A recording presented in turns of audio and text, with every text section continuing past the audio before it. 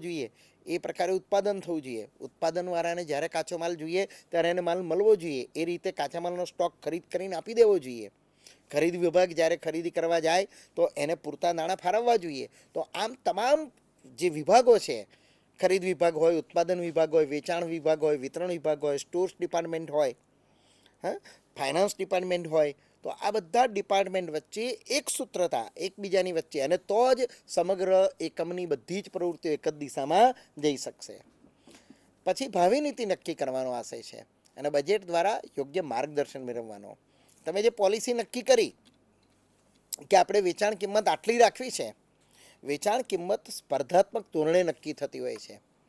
અર્થશાસ્ત્રીઓની પરિભાષામાં આપણે એમ કહીએ છીએ કે બજારો બે પ્રકારના હોય. એક તો મુક્ત બજાર હોય અને બીજું કેટલાક લોકો એમ કહે છે કે ભાઈ આ તીવ્ર હરીફાઈનું બજાર હોય અને કેટલુંક ઇજારાવાળું બજાર હોય. તો આ બધા પ્રકારો જે છે એ વાસ્તવની અંદર થોડાક જુદા છે. વાસ્તવિકતા એનાથી જુદી હોય છે. કાયમી ધોરણે ઇજારાવાળું કોઈ બજાર હોઈ જ ન શકે, કારણ કે ઇજારો એટલે શું, વેચનારા જે છે એ ઓછા છે, ખરીદદારા વધારે છે, એટલે બજારમાં માલની કિંમત અને પુરવઠા ઉપર વેચનારનો કાબુ છે. આવું કાયમી ધોરણે બનતું નથી, કારણ કે જો એ લોકોનો કાબુ રહેતો હોય તો એ લોકોનો નફો વધતો જાય. એ મન ફાવે એટલી કિંમત વસૂલ કરી શકે.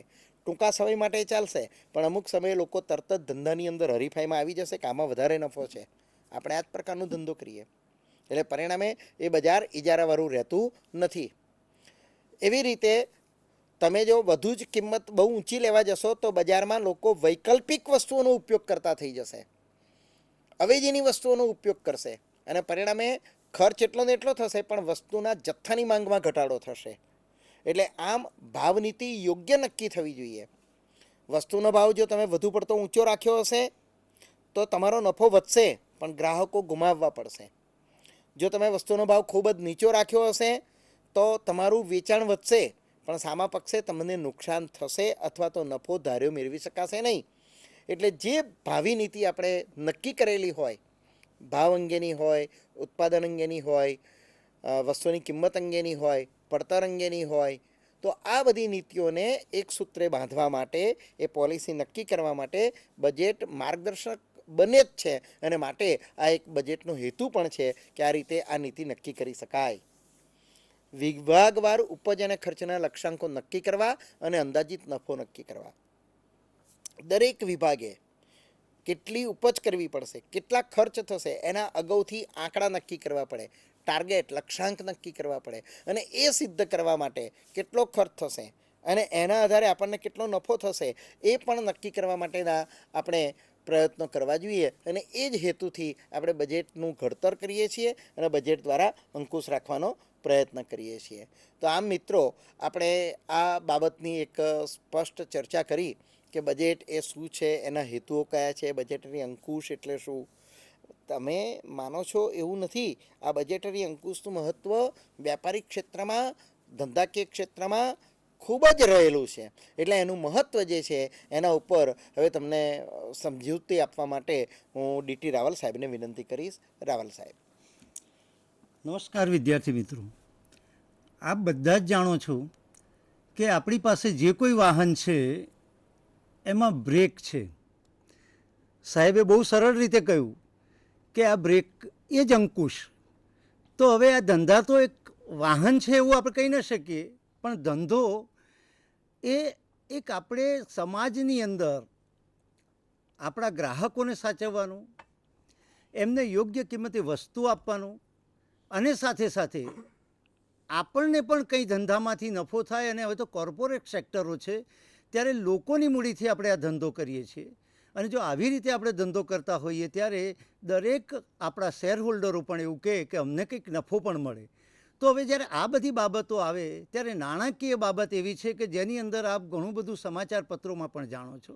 એવી જ રીતે અહીંયા આગળ પણ આપણે એક અંદાજપત્ર બનાવીએ છીએ અને એ દ્વારા આપણે કંટ્રોલ રાખવાનો, અંકુશ રાખવાનો પ્રયત્ન કરીએ છીએ. સાહેબે બહુ સરસ કહ્યું. લ્યુથર ગ્યુલિકના વર્ગીકરણને જો આપ જુઓ તો પહેલો જ એમાં આવે છે પોસ્ટ કોર્પમાં પી એટલે પ્લાનિંગ, અને લાસ્ટ જે આવે છે CORB કોર્બમાં આપણે બજેટિંગ એ છેલ્લો પોઈન્ટ છે.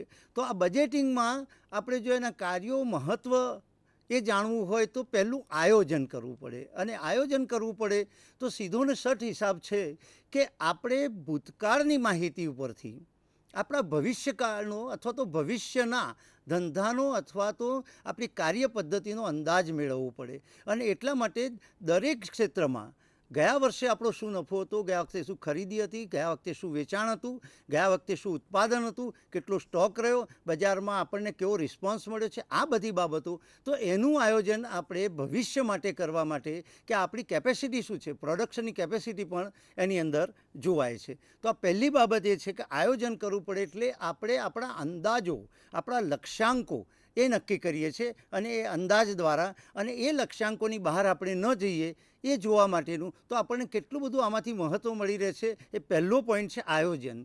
બીજું છે સંકલન. આપ બધા જાણો છો કે આજ સુધીમાં જો કોઈ બાબતનું સંકલન ના થાય, આપણા ઘરની અંદર જ હોય, દાખલા તરીકે ભાઈઓની 4 પત્નીઓ હોય, હવે એ ચારે કામ વેચી લીધું, એક દાળ બનાવે, ભાત બનાવે, શાક બનાવે, રોટલી બનાવે. જો એનું સંકલન ન હોય તો 11 વાગે જે માણસે નોકરી જવાનું હોય, 10 વાગે જમવા બેસે એટલે દાળ તૈયાર હોય, રોટલી શાક તૈયાર ના હોય, તો શું એને એકલા દાળ ખાઈને જવું?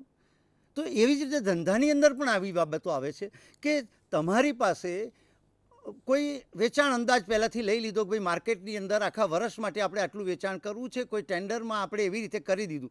પણ જો આપણો ઉત્પાદન વિભાગ એટલું ઉત્પાદન ન કરી શકે તો આપણો ખરીદ વિભાગ છે, એ ખરીદ વિભાગ એટલું મટીરિયલ જો ખરીદી ન શકે તો એ સંકલન થઈ શકે નહીં, કારણ કે આપણે એને ટાઈમસર વસ્તુ આપણે આપી શકીએ નહીં. એટલે ધંધાની અંદર દરેક ડિપાર્ટમેન્ટ, આપણે વિવિધ બજેટો બનાવીએ છીએ, દરેક ડિપાર્ટમેન્ટ વાઇઝ બજેટ બને અને એક જનરલ બજેટ બને.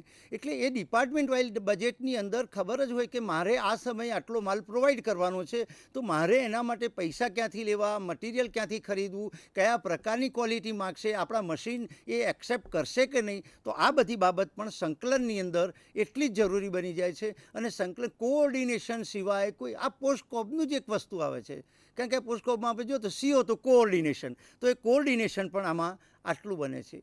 એની પછી ત્રીજી વસ્તુ આવી આપણે અંકુશ.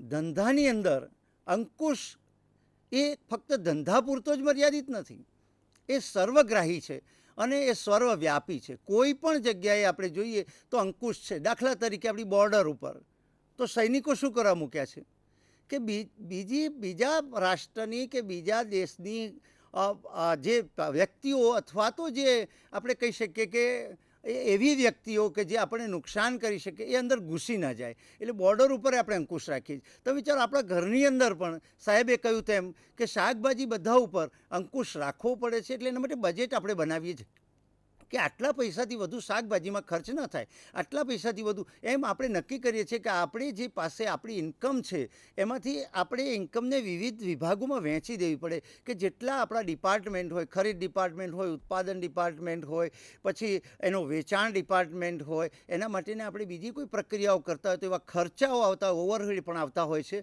અને એ 2 પ્રકારના ખર્ચા પણ અહીંયા આગળ જરૂરી બને છે. તો એવા ખર્ચાઓમાં આપણે કેટલો ખર્ચ કરી શકીએ અને ક્યાં આપણે we can minimise our expenditure. આ બહુ અગત્યની વસ્તુ છે. એક નવો પૈસો બચાવવાથી એક સરસ આપણે લંડનના લેખક you can care of pence can care of pound. તમે પૈસાની ચિંતા કરો, પૈસો રૂપિયાની ચિંતા કરશો તો એક નવો પૈસો પણ જો આપણે બચાવીએ તો આપણે એમાંથી ઘણું બધું કરી શકીએ. એટલે અંકુશ જરૂરી છે કે આપણે જે લક્ષ્યાંકો આપ્યા કે ભાઈ તારે આટલું, દાખલા તરીકે વાહન હોય તો એની અંદર સ્પીડોમીટર આપ્યું છે કે ભાઈ કયું હોય 60 પછી હોય તો પછી રેડ સિગ્નલ આવી જાય. તો એનો મતલબ એ થયો કે આપણે 60 સુધી ચલાવીએ તો આપણી જે ગતિ છે અને આપણે જે કરવા માગીએ છીએ એ આપણે નિશ્ચિત અથવા નિર્ધારિત સ્થાને પહોંચી શકીશું. તો એ જ રીતે અહીંયા આગળ પણ જો અંકુશ રાખવામાં આવે તો ખબર પડે કે મારે 500 રૂપિયા ખર્ચ થઈ ગયો શાકભાજી પાછળ, તો મારે તો ખર્ચનું બજેટ તો 500થી વધારે છે નહીં, તો બાકીના દિવસોમાં શું કરવું? તો હું શાકભાજી કરતાં કોઈ બીજો એનો વિકલ્પ, સાહેબે જેમ કહ્યું હવે જે આપણે શોધીએ એમ વિકલ્પ શોધી કાઢીએ. એમ અહીંયા આગળ પણ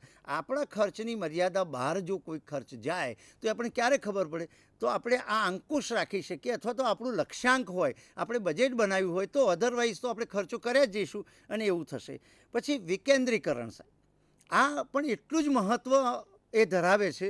અને વિકેન્દ્રીકરણ એટલે આપણે અહીંયા આગળ જુદા જુદા વ્યક્તિઓને સત્તાની સોંપણી કરીએ છીએ અને અહીંયા આગળ બધા જ આપણા કંપનીના કર્મચારીઓ છે, અધિકારીઓ છે, એ બધા પોતાના ડિપાર્ટમેન્ટ વાઇઝ એક મિટિંગ કરી અને પોતાનું બજેટ બનાવે છે. એટલે અહીંયા આગળ જે જનરલ મેનેજર છે અથવા તો કંપનીનો માલિક હોય અથવા તો કોઈ પેઢીનો માલિક હોય તો એ પોતે બધી જવાબદારીઓ પોતાની પાસે રાખતો નથી, પણ એ પોતાની સત્તા છે અને જવાબદારીઓ બધાને સોંપે છે અને એમને પ્રિવિલેજ આપે છે કે તમે તમારી રીતે તૈયાર કરો અને પછી એની એક કમ્બાઇન મિટિંગ કરવામાં આવે અને એ પછી એમાંથી ફાઇનલ થઈ શકે. તો દરેકને ખબર છે કે મારી જવાબદારી આટલી છે, મારું આ કાર્ય છે, એમાં હું કદાચ બિયોન્ડ ધ લિમિટ ના જઉં તો આ પણ એક વિકેન્દ્રીકરણ સત્તાનું થાય છે. અને ક્યારેક કોઈ ભૂલ થાય તો કોણે ભૂલ કરી છે અગત્યનું નથી, પણ ભૂલ થઈ છે તો જે વ્યક્તિ કરી છે એને આપણે સમજાવી શકીએ કે ભાઈ આપણા ધીઝ આર અવર લિમિટેશન્સ, આનાથી આગળ આપણે જઈ ન શકીએ. તો એ માણસને ખબર પડે છે અને એ પહેલેથી જે લોકો સાથે જોડાયેલા હોય છે એટલે એમને વધુ સારી રીતે ખબર હોય છે કે આપણો લક્ષ્યાંક આ છે, આપણું ધ્યેય આ છે, આપણું બજેટ આ છે, આપણે એની બહાર જઈએ નહીં અને જવાનો પ્રયત્ન થાય અથવા તો ક્યારેક જવું પડે તો they can intimate to the higher authority. એટલે શું, હાયર ઓથોરિટી પણ વિચારે કે આમાં મારે શું કરી શકાય અથવા તો એને કેવી રીતે કંટ્રોલમાં કરી શકાય અથવા તો આ કાર્ય પૂર્ણ કરવા માટે મારે વધારાના શું સોર્સિસ લાવવા પડશે એ પણ કરી શકે છે. એ પછીનો આવે છે સહકાર. હવે મિત્રો આપણે પહેલાં જ વાત કરી કે જુદા જુદા વિભાગો એ પોતે આ બનાવે છે.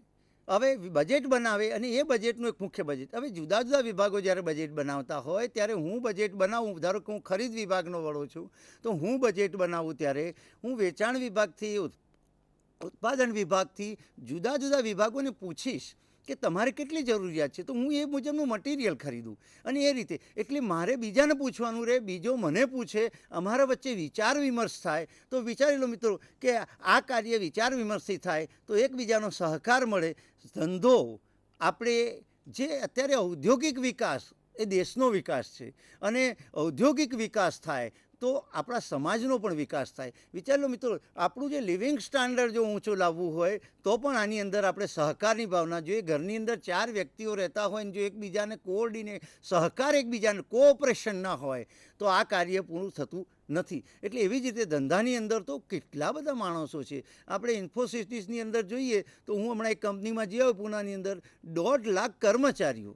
હવે જો 1.5 લાખ કર્મચારી એકબીજાને સહકાર ન આપે તો પરિસ્થિતિ તો વિચારી લો કે માણસ કેવી રીતે કામ કરી શકે. એટલે આ સહકારની ભાવના કેળવાય. અને સહકારની ભાવના એટલે આપણે જોઈએ છીએ કે જીવનમાં ઉદ્ધાર કરવો હોય, ધંધાનો ઉદ્ધાર કરવો હોય, દેશનો ઉદ્ધાર કરવો હોય તો વિના સહકાર નહીં ઉદ્ધાર. તો સહકાર પણ આપણને આ બજેટરી કંટ્રોલમાં મળે છે અને એકબીજાને અનુકૂળ થઈ અને વધુ સારી રીતે કાર્ય કરી શકાય તો એ બાબત પણ આવે છે. કાર્યક્ષમતામાં સુધારો. મિત્રો, કાર્યક્ષમતા એક એવી વસ્તુ છે કે જેને ક્યારે કોઈએ માપી નથી અને માપી શકાય એવું નથી. ધારો કે કિલોમાં, મીટરમાં, ટનમાં, XYZ કોઈ પણ મેઝરમેન્ટ છે એની સાથે આપણે માપી શકતા નથી કાર્યક્ષમતા. અને એની ડેફિનેશન આપવી એ પણ આપણે નક્કી ન કરી શકીએ. કારણ કે આપણે જાણીએ છીએ કે અહીંયા આગળ આપણે ભણતા, તમારા વચ્ચે જે મિત્રો ભણે છે એમાં કેટલાક મિત્રો એવા હશે કે જે માય કાંગલા હશે, કોઈ પ્રશ્નનો જવાબ ન આપે, છેલ્લી બેન્ચ ઉપર બેઠા હોય. આપણને થાય જીવનમાં શું કરશે. અને જ્યારે વર્ષો પછી ત્યારે તમે એમને મળશો ત્યારે પેલું કહેશો હું કલેક્ટર છું. હવે આપણને થાય જે માણસ એક જવાબ આપવામાં અથવા કોઈક સારો ઓરેટર છે.